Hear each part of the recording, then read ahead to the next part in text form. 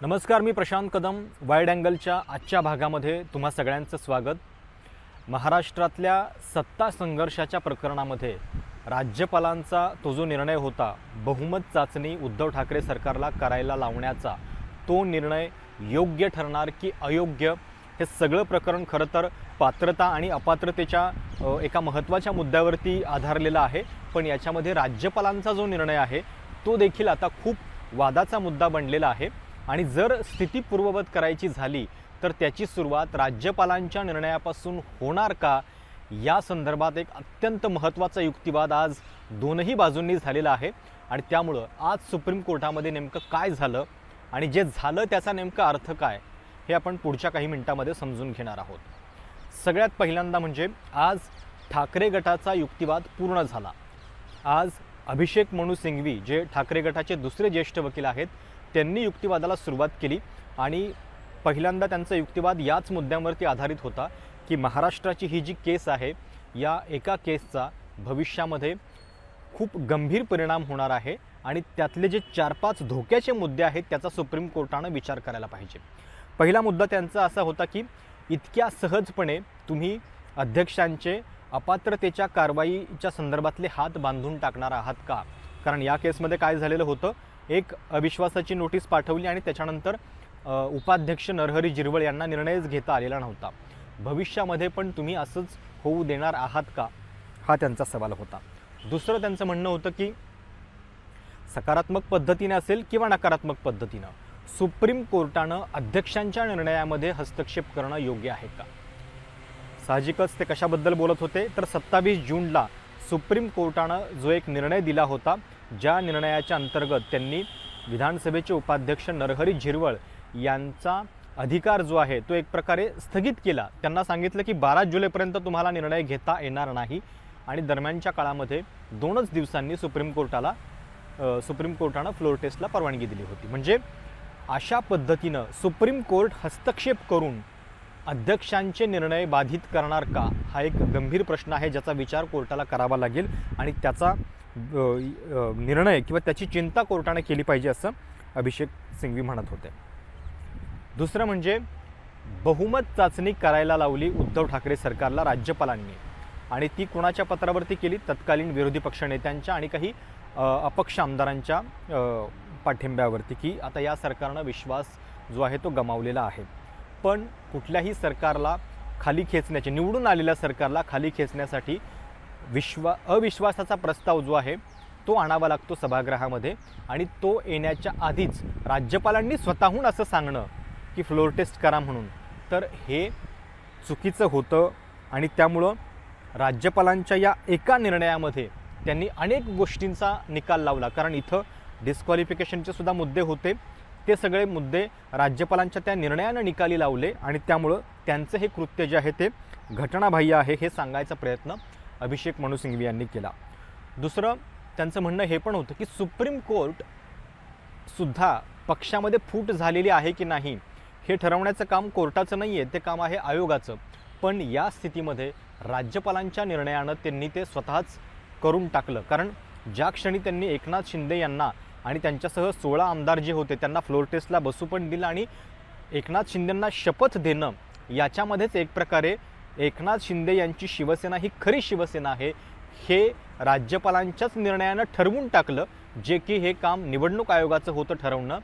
तर अशा पद्धतीनं राज्यपालांचा हा निर्णय जो आहे तो पूर्णपणे चुकीचा होता, हे अभिषेक मनू सिंघवी कोर्टाला सांगत होते.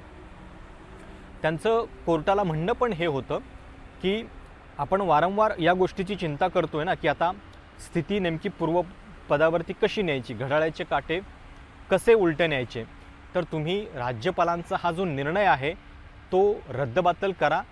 आणि तो रद्दबातल करणं हे पूर्णपणे तुमच्या अधिकारामध्ये आहे. कारण अध्यक्षांच्या निर्णयामध्ये आता हस्तक्षेप करायचा का, किंवा अध्यक्षांच्या निर्णयाला काही कालमर्यादा लावायची की नाही, याच्याबद्दल सुप्रीम कोर्टाला पूर्णपणे अधिकार नाही आहेत. ते अध्यक्षांचे अधिकार आहेत शेवटी पात्रता आणि अपात्रतेसंदर्भात निर्णय घेण्याचे.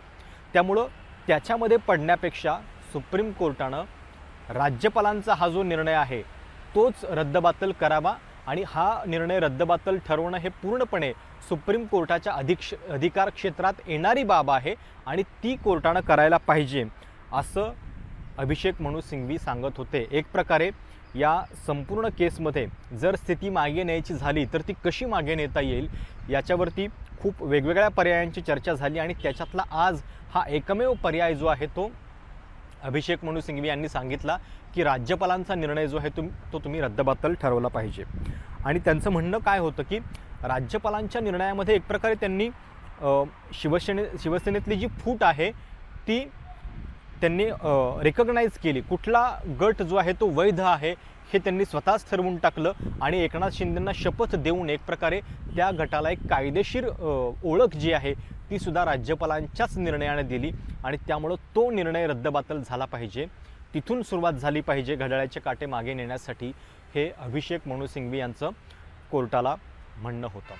त्यांचा युक्तिवाद झाल्यानंतर देवदत्त कामत यांचा युक्तिवाद झाला अगदी 15 ते 20 मिनिटांसाठी आणि देवदत्त कामत यांचा युक्तिवाद केवळ 3 जुलैचा जो सध्याचे विधानसभा अध्यक्ष राहुल नार्वेकर यांचा निर्णय होता भरत गोगवले यांना व्हीप म्हणून ओळख देण्याचा, तर त्याला त्यांनी विरोध केला आणि हे काम त्या विधानसभा अध्यक्षांचं नाही आहे हे सुद्धा त्यांनी कोर्टाला सांगितलं।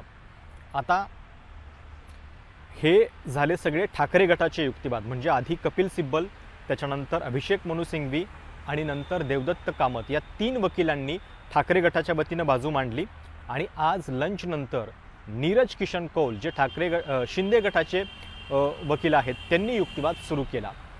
आता शिंदे गटाच्या वतीनं नीरज किशन कौल, त्याच्यानंतर महेश जेठमलानी आणि मणिंदर सिंह हे 3 वकील पुढच्या 2 दिवसामध्ये बाजू मांडतील। हरीश साळवे ऑनलाईन पद्धतीनं उपस्थित होतील असं म्हटलं जात होतं, पण अजून तरी त्यांच्या युक्तिवादाचा म्हणजे त्याच्यामध्ये या वेळापत्रकामध्ये विचार झालेला नाही आहे, त्यामुळे कदाचित मागच्या आठवड्यात जे हरीश साळवे यांनी युक्तिवाद केला तेवढाच कदाचित असेल।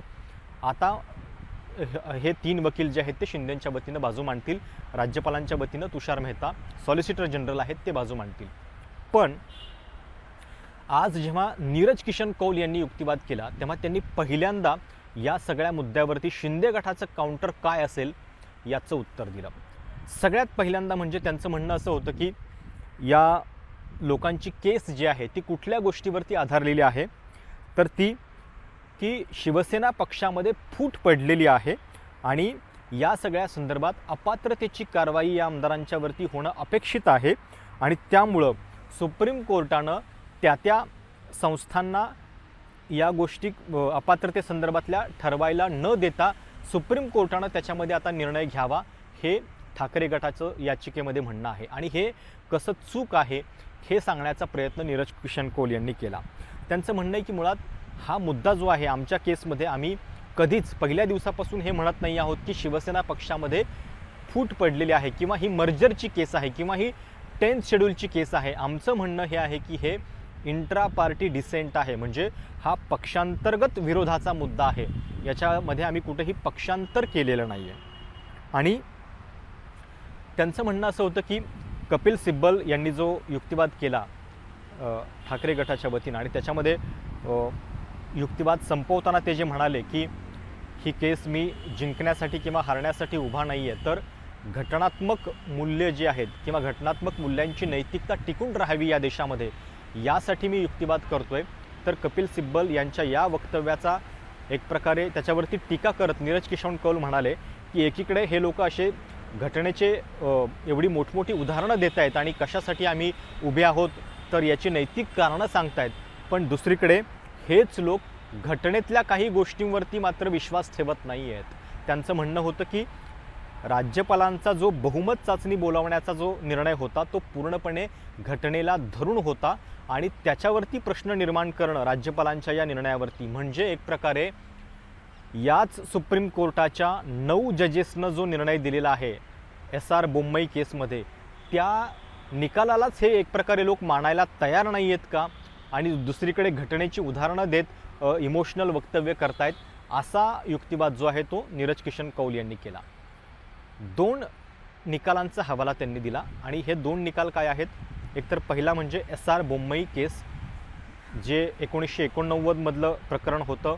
कर्नाटकमध्ये SR बोम्मई यांचं सरकार जे आहे ते राष्ट्रपती राजवट लावून बरखास्त करण्यात आलेलं होतं. तेव्हा SR बोम्मई हे मुख्यमंत्री होते आणि ते स्वतः फ्लोअर टेस्टला सामोरे जायला तयार होते. पण त्यावेळी राज्यपालांनी ती फ्लोअर टेस्ट न होऊ देताच सरकार जे आहे ते बरखास्त करून टाकलेलं होतं आणि राष्ट्रपती राजवट लावलेली होती. त्या केसचा 1994 मध्ये निकाल आला आणि त्यावेळी सुप्रीम कोर्टानं हे म्हटलेलं होतं की राज्यपालांना हा एक म्हणजे त्यांनी फ्लोअर टेस्ट जी आहे ती करायला पाहिजे होती. कुठल्याही पद्धतीनं हा असा निर्णय घेण्याच्या आधी मुळामध्ये फ्लोअर टेस्टचा ऑप्शन जो आहे तो चाचपून बघायला पाहिजे होता. दुसरीकडे 2019चं जे मध्य प्रदेशमधलं सरकार बदललं, शिवराज सिंग चौहान यांची केस, तर त्याही केसमध्ये राज्यपालांनी अशा पद्धतीनं फ्लोअर टेस्ट करायला सांगितलेली होती आणि तो त्यांचा अधिकार आहे हे नीरज किशन कौल कोर्टाला सांगत होते. आता जेव्हा नीरज किशन कौल यांनी हा युक्तिवाद केला तेव्हा न्यायमूर्तींनी त्यांच्यावरती एकापाठोपाठ एक प्रश्नांची सरबत्ती केली. त्यांचं म्हणणं असं होतं की मुळामध्ये इथं डिस्क्वालिफिकेशनचा मुद्दा पेंडिंग आहे. या 16 आमदारांचं डिस्क्वालिफिकेशन होणार की नाही याचा निर्णय झालेला नाही आणि त्याचवेळी फ्लोअर टेस्टला परवानगी देणं म्हणजे एक प्रकारे या संपूर्ण प्रकरणामध्ये ज्या उद्देशानं हा कायदा आणलेला आहे, पक्षांतरबंदी कायदा, की ज्या अंतर्गत अशा पद्धतीनं बल्क डिफेक्शन किंवा गटागटाचं जे पक्षांतर होतं ते होऊ नये यासाठी जो कायदा आलेला आहे आणि ज्या कायद्याच्या अंतर्गत त्यांना अपात्रतेच्या नोटिसा दिल्या गेलेल्या आहेत, तर त्याच लोकांना फ्लोअर टेस्टमध्ये पण मतदानाची परवानगी मिळालेली आहे. आणि मुळामध्ये हे सगळं फ्लोअर टेस्टचं प्रकरण सुरू का झालं, कारण यांना या अँटी डिफेक्शन लॉ अंतर्गत अपात्रतेच्या नोटिसा आलेल्या होत्या. त्यामुळं फ्लोअर टेस्टच ज्या गोष्टींवरती आधारलेली आहे किंवा ज्याच्यामुळं फ्लोअर टेस्ट करण्याची वेळ आली, तर तोच मुद्दा आम्ही स्वतंत्रपणे कसा काय बघू शकतो की या दोन गोष्टी एकमेकांमध्ये गुंतलेल्या असताना. आणि त्यामुळं या सगळ्या संदर्भात सरन्यायाधीशांनी हे सगळे प्रश्न जे आहेत ते निर्माण केले. त्याच्यावरती नीरज किशन कौल यांचं उत्तर पण होतं. त्यांचं म्हणणं होतं की ज्यावेळी राज्यपालांना पत्र लिहिलं गेलेलं होतं विरोधी पक्षनेत्यांनी आणि अपक्ष काही आमदारांच्या त्याच्यामध्ये सह्या होत्या, तर ते पत्र या सरकारनं विश्वास गमावलेला आहे हे सांगणारं होतं आणि त्या पत्राचा आणि या डिस्क्वालिफिकेशनच्या मुद्द्याचा संबंध नाही आहे हे नीरज किशन कौल सांगायचा प्रयत्न करत होते. त्यांचं म्हणणं असं होतं की आम्ही पक्षातलेच काही लोक 34 लोक पक्षामध्ये असं म्हणतोय की काँग्रेससोबतची ही युती जी आहे ती आम्हाला मान्य नाही आणि आपण वेगळा मार्ग जो आहे तो अवलंबला पाहिजे. म्हणजे एक प्रकारे सरकारमध्ये असलेल्या 34 लोकांनी या सरकारच्या बहुमतावरती प्रश्नचिन्ह निर्माण केलं. सोबतच 7 अपक्ष ज्यांचा पाठिंबा सरकारला होता आणि त्यातले 2 लोक हे मंत्री होते, त्यांनीसुद्धा सरकारचा पाठिंबा एक प्रकारे काढून घेतला. विरोधी पक्षनेत्यांचं पण म्हणणं होतं की सरकारनं अविश्वास जो आहे तो विश्वास जो आहे तो गमावलेला आहे आणि त्यामुळं राज्यपालांनी याच्या आधारे हा निर्णय जो आहे तो घेतलेला आहे. त्यावेळी आम्ही पक्षामध्ये होतो की नाही, पात्र आहोत की नाहीत 10th शेड्यूलच्या अंतर्गत कारवाईसाठी, हा सगळा मुद्दाच नव्हता. आमचा मुद्दा जो आहे तो केवळ सरकारनं बहुमत गमावलेला आहे, कारण सरकारच्या पाठीशी असलेले इतके सगळे घटक हे सरकारसोबत नाही आहेत हे राज्यपालांना त्या पत्रातून दिसलं आणि त्यामुळं त्यांनी फ्लोअर टेस्टचा आदेश दिला. एक प्रकारे ही अपात्रतेची कारवाई जी आहे ती पूर्णपणे वेगळी आहे आणि सरकारचा पाठिंबा जो आहे तो पूर्णपणे वेगळा आहे हे सांगण्याचा प्रयत्न जो आहे तो नीरज किशन कौल यांनी या युक्तिवादाच्या दरम्यान केला. मग त्यांनी हे पण सांगायचा प्रयत्न केला आणि हे विधान खूप महत्त्वाचं ठरेल कदाचित पुढे. त्यांचं म्हणणं होतं की आम्ही 40 आमदार सोबत असू किंवा नसू त्या क्षणी उद्धव ठाकरे यांनी तो विश्वास जो आहे किंवा ते बहुमत जे आहे ते गमावलेलं होतं आणि जरी आम्ही 40 लोक सोबत नसतो तरीसुद्धा किंवा आम्ही विरोधात मतदान जरी नसतं केलं, बाजूला राहिलो असतो तरीसुद्धा या सरकारच्या स्थिरतेवरती परिणाम हा झालाच असता आणि त्यामुळं राज्यपालांचा निर्णय जो आहे तो त्या क्षणी योग्य होता, कारण सगळ्या शक्यता त्यांना पडताळून बघून सरकारची स्थिरता जी आहे ती ठरवायची होती आणि म्हणून एक प्रकारे राज्यपालांचा हा निर्णय जो आहे तो योग्य असल्याचं त्यांनी म्हटलं. आता या सगळ्या केसमध्ये ते वारंवार हे सांगू बघत होते की राज्यपालांचा जो निर्णय आहे त्याच्यामध्ये कुठेही अपात्रतेच्या निर्णयासंदर्भातली कारवाई जी आहे त्याचा विचार झालेला नव्हता. सरन्यायाधीशांनी त्यांना हे पण विचारलं की राज्यपालांनी अपात्रतेच्या निर्णयासाठी खरं तर थांबायला पाहिजे होतं का, कारण ते थांबले नाहीत आणि तरीसुद्धा मग फ्लोर टेस्टला परवानगी जी आहे ती कशी काय दिली, कारण या दोन गोष्टी ज्या आहेत त्या एकमेकांमध्ये अशा पद्धतीनं गुंतलेल्या आहेत. राज्यपालांना शिंदे गटाकडनं किंवा त्यावेळी जे पत्र लिहिण्यात आलेलं होतं तर त्या पत्राचं वाचनसुद्धा आज सुप्रीम कोर्टामध्ये झालं आणि त्यात 2-3 मुद्दे होते. एकतर 7 अपक्षांनी पाठिंबा दिलेला आहे, शिवसेनेतलेच 34 आमदार जे आहेत ते काँग्रेससोबत सरकारमध्ये राहायला तयार नाही आहेत आणि सोबतच या आमदारांच्या जीवाला धोका आहे वगैरे वगैरे या गोष्टींचा पण उल्लेख होता. सरन्यायाधीशांनी तो जीवाला धोका असल्याचा जो उल्लेख होता त्याला अजिबातच महत्त्व दिलं नाही. त्यांचं म्हणणं होतं की केवळ असल्या मुद्द्यांवरती राज्यपालांनी फ्लोर टेस्ट सांगणं हे पूर्णपणे चुकीचं आहे. हा काही कॉन्स्टिट्युशनली महत्त्वाचा मुद्दा नव्हता. पण 7 अपक्षांनी असं म्हणणं की या सरकारच्या विरोधात आम्ही आहोत आणि सोबतच एकाच पक्षातल्या 34 आमदारांचं म्हणणं असं आहे, तर या मुद्द्यांचा मात्र आम्ही विचार जो आहे तो करू. तर या संदर्भात हे संभाषण झालं आणि त्यानंतर आता हा मुद्दा खूप इंटरेस्टिंग असेल की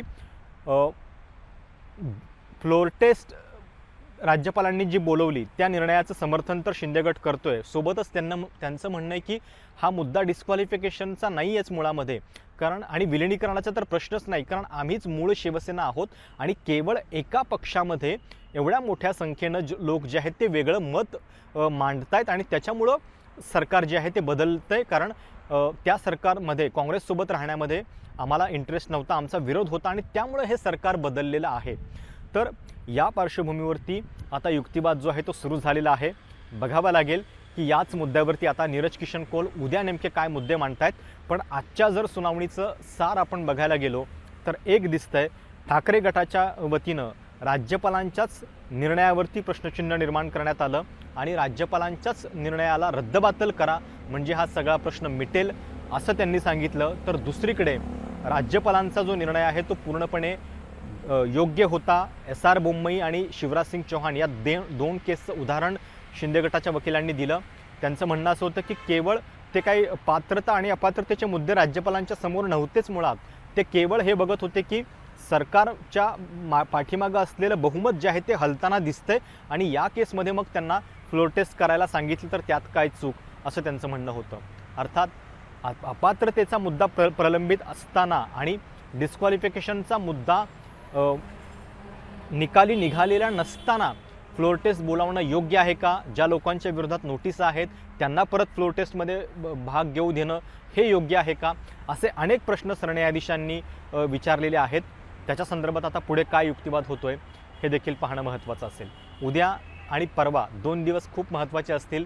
गुरुवारी तर ही सुनावणी संपणार देखील आहे आणि त्यामुळं या सगळ्या सुनावणीच्या दरम्यान नेमकं काय घडतंय हे तुम्हाला सोप्या शब्दामध्ये सांगण्याचा हा प्रयत्न होता. हा व्हिडिओ तुम्हाला कसा वाटला हे कमेंट्समध्ये आवर्जून कळवा. धन्यवाद. एबीपी माझा, उघडा डोळे बघा नीट.